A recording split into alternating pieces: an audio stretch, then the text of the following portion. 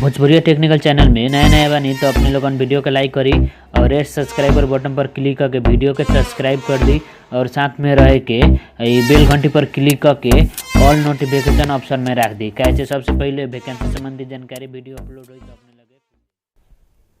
Lockdown में भी नया वैकेंसी के सूचना बा। नया वैकेंसी संबंधी कर्मचारी मांग कैले बा करार सेवा के लगी।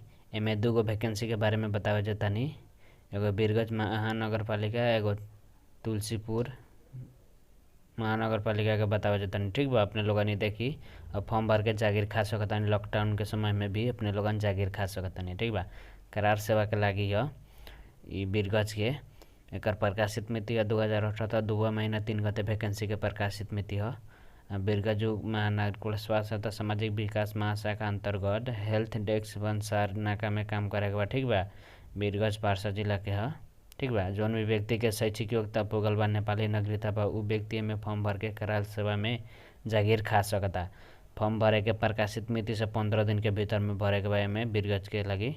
ठीक बा, में रसीद कटा के राजस्व वाला के साथ में एकर वेबसाइट में फॉर्म रखल बा। उ सब फॉर्म भर के पूरा डॉक्यूमेंट रख के एकर साइड में फॉर्म उपलब्ध करैले बा। एकर साइट है www.birgajmun.gov.nb में जाके फॉर्म डाउनलोड करके पूरा भर के दस्तूर तिर के सब फाइल में रख के बुझा सकतनी। ठीक बा, अब चल जब पद और कौन कौन पद के लागी खुलल बा तो विज्ञापन नंबर 10/07778 पद हो गल मेडिकल अधिकृत तो 8 हो।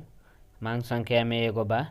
एमे फॉर्म भरेला कितना शैक्षिक योग्यता चाहिए तो MBBS कोर्स उत्तीर्ण करे के पड़ल, नेपाल मेडिकल काउंसिल से दर्ता होके पड़ल। एकर दस्तूर लागी रु 1000।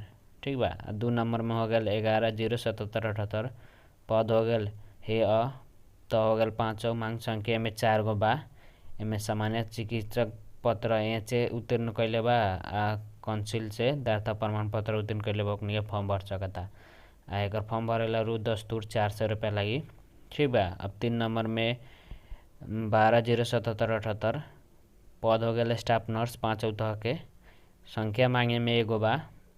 तेमें कितना पढ़ल लिखल चाहिए तो नर्सिंग विषय लेके प्रमाणित प्रमाण पत्र उत्तीर्ण करके संबंधित काउंसिल में प्रमाण पत्र दर्ता होके पड़ल। ठीक बा, एकर भी दस्तूर 400 रुपया लगी।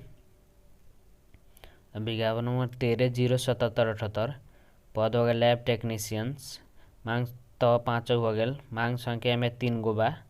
एमे फॉर्म भरेला कितना पढ़ल लिखल चाहिए तो लैब टेक्नीशियन कोर्स उत्तीर्ण करके संबंधित परिषद में दर्ता प्रमाण पत्र प्राप्त करे के पड़ल। एक दस्तूर रु 400 रुपया लगी। ठीक बा, अब लास्ट विज्ञापन हो गया 14/07778 पद हो गया कार्यालय सहयोगी तो हो गया श्रेणी बीन हो। ठीक बा, मांग संख्या में एगो बा। एकर फॉर्म भरेला कितना पढ़ल लिखल चाहिए तो 10 कक्षा उत्तीर्ण कैले बा उ फॉर्म भर देता में रु दस्तूर ओकर 100 रुपया लगी। ठीक बा, एगो फॉर्म भर के कौन कौन पद के लगी कितना दस्तूर सब। ठीक बा, अब चल जाए योग्यता में थप में तो नेपाली नागरिक होके पड़ल, अन्य प्रचलित कानून द्वारा अयोग्यता न ठहरे के पड़ल, कौनो कानून आरोप न लगे के पड़ल। ठीक बा, आ तब 5 के लगे दरखास्त देने अंतिम मिति 18 वर्ष से लेकर 35 वर्ष के बीच में रहे के पड़ल। ठीक बा, ना नांगे के पड़ल। तो 8 के लगे दरखास्त दिन अंतिम मिति तक लेके 21 वर्ष से लेकर 35 वर्ष के बीच में रह के पड़ल। अब 4 नंबर में हो गल श्रेणी बीन के हक में दरखास्त देने अंतिम मिति 18 वर्ष से लेके 35 वर्ष के बीच में रह के पड़ल। अब 5 नंबर में हो गल महिला तथा अपांग के उम्र के लगी 40 वर्ष तक ले होई।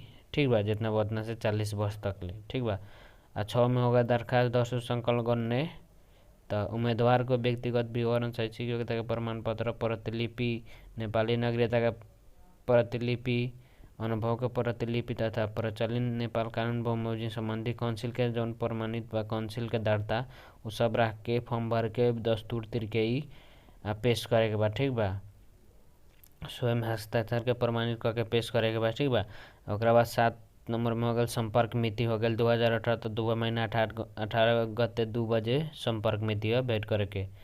आ परीक्षा के किसी मात्रा अंतर वार्ता हुई। ठीक बा, ये हो गल वैकेंसी संबंधी एम फॉर्म भर के जागीर खा सकता नहीं। ठीक बा, ये हो गल अपने लोगन के बीरगंज महानगर पालिका के। अब चल जा हमी के तुलसीपुर उप महानगर पालिका में। ठीक बा, यो करार सेवा के लागि ह। एमे भी विश्व में महामारी रूप के फैले कोभिड-19 के कारण उपचार गर्ने यस उपमहानगरपालिका अस्पताल रहेको मेट्रो अस्पताल में ठीक बा 50 ऑक्सीजन डेस्क सहित के तुलसीपुर में कोरोना आइसोलेशन अस्पताल रूपांतर कैले बा। वही के लागि कर्मचारी मांग कैले बा।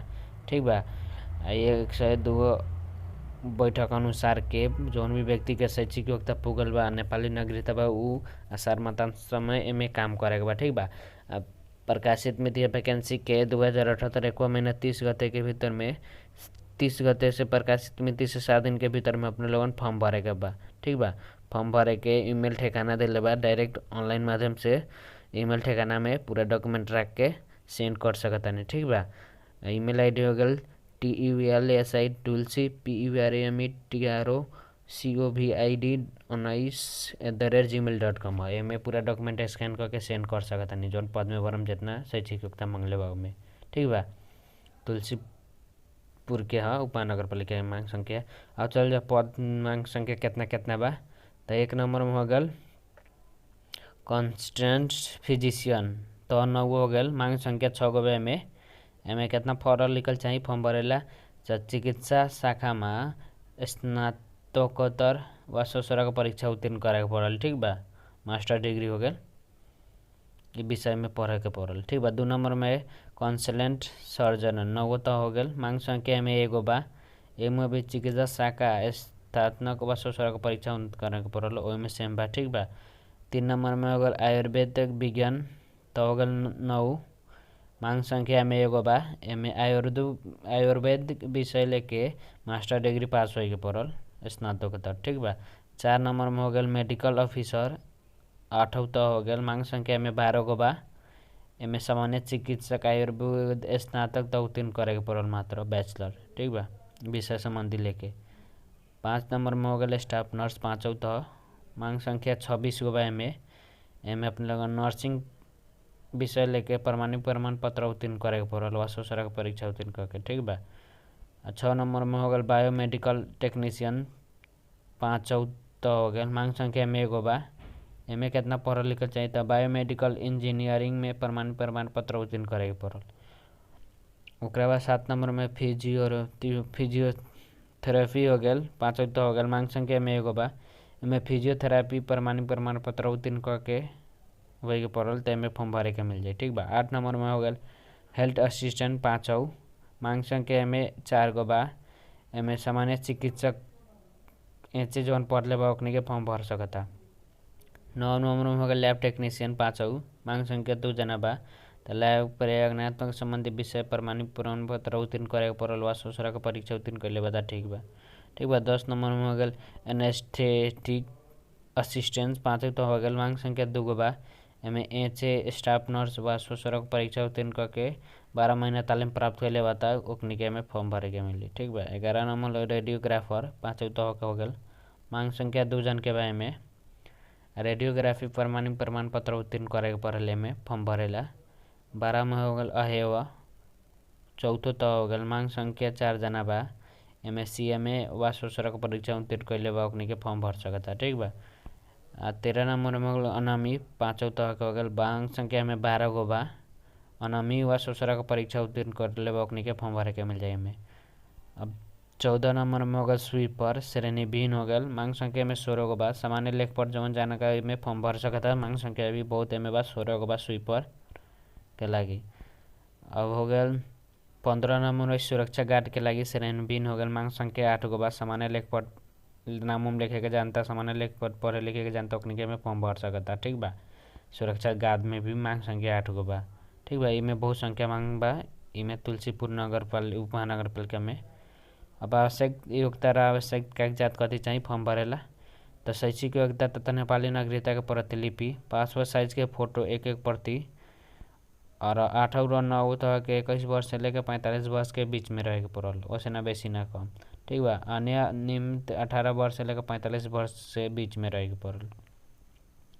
ठीक बा 4 नंबर में हो गल अनुभव तथा तुलसीपुर उपमहानगरपालिका को स्थानीय बसबंदा लाई प्राथमिकता दी तैका छनौट होए के चांस रहे ओकनी के जौन स्थानीयता में बसता ओकनी के। ठीक बा। सेवा सुविधा प्रचलित नियम अनुसार जौन बा उ सब अपने लोगन के सेवा सुविधा मिली। छनौट प्रक्रिया के कार्यक्रम मांग भएको अनुसार योग्यता क्षमता मापदंड के आधार में मूल्यांकन तथा मौखिक परीक्षा के छनौट करी। ठीक बा, डॉक्यूमेंट के आधार में छनौट करी, फिर मौखिकली इंटरव्यू ओकरा आधार में सिलेक्ट करी। ठीक बा। तो अंतर्वार्ता के मिति तो 2078 साल ज्येष्ठ 7 गते ऑनलाइन माध्यम से करी। ऑफिस में भी ना जाके पड़ी, डायरेक्ट ऑनलाइन माध्यम से ले सकता। ये अपने लोगन कहाँ से भी नहीं बनी तो फॉर्म भर के जागिर खा सकता नहीं। सुवर्ण अवसर में बहुत मांग संख्या बा भी, लॉकडाउन में भी अपने लोगन घरे बैठल ऑनलाइन माध्यम से फॉर्म भर के जागिर खा सकता नहीं। अब चल जाओ द्रव्य में विस्तृत जानकारी के लगी तुलसीपुर उप महानगर पालिका नगर कार्यालय पालिका कार्यालय तुलसीपुर दांग संपर्क नंबर दिले बा एक और कोनो जानकारी लेवे के में कॉल करके पूछ सकता नहीं। नंबर है 0825222728 में कॉल करके जानकारी ले सकता नहीं तो और ले सकता नहीं। ठीक बा। ये हो गल तुलसीपुर उप महानगर पालिका के दांग के हो गल वैकेंसी। यही में भी अपने लोगन बहुत संख्या में मांग के लेबा फॉर्म भर के जागिर खा सकता नहीं।